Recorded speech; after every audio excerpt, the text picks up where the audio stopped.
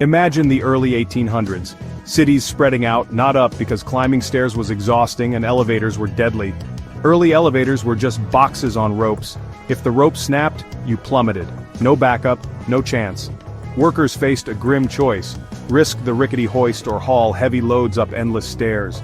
Accidents were common and fear kept buildings short. Top floors were cheap and undesirable. No one wanted to climb that high. Architects dreamed of tall buildings, but what was the point if no one could reach the top? The city's skyline was stuck, waiting for a breakthrough. The world needed a hero, not with a cape but with a wrench and a solution to gravity's dangers. How could you make people trust a machine that could drop them at any moment? The future of the modern city depended on solving this one terrifying problem. Until someone made elevators safe, the sky was off limits. Everything was about to change. Enter Elisha Otis, a master mechanic with a simple, brilliant idea. In 1852, Otis faced the deadly elevator problem head-on. He didn't try to make an unbreakable rope, he assumed it would break. His invention, a safety brake that would catch the elevator if the rope snapped, he attached a spring to the elevator car, held tight by the rope's tension.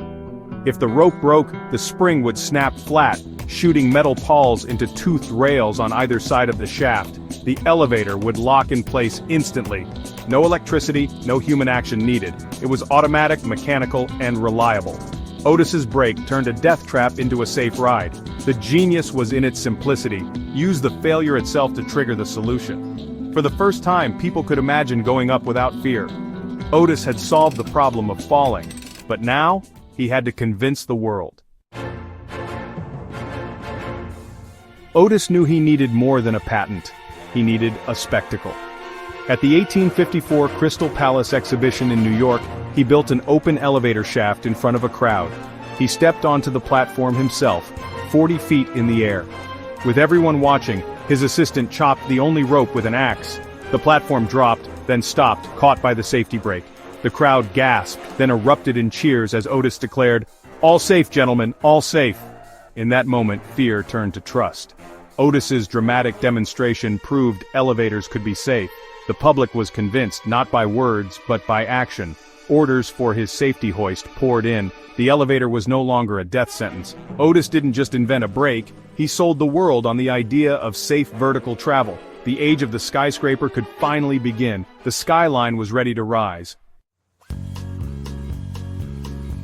Otis's invention changed everything. Almost overnight, cities began to grow upward. Architects could finally build tall, and the race to the sky was on. The elevator made skyscrapers possible, transforming city life and design. Top floors became penthouses, not punishments. Urban density soared, and cities like New York and Chicago became global giants. The elevator centralized business, brought people closer, and reshaped economies. Every elevator today is a descendant of Otis's breakthrough. Modern elevators are high-tech, but the core idea, a fail-safe brake, remains. Otis unlocked the third dimension for humanity. His legacy lifts us higher every day. Next time you ride an elevator, remember, it's not just a box on cables, it's the key to the modern world. And it all started with one brilliant, fearless idea. Thanks for watching, and don't forget to subscribe and meet again.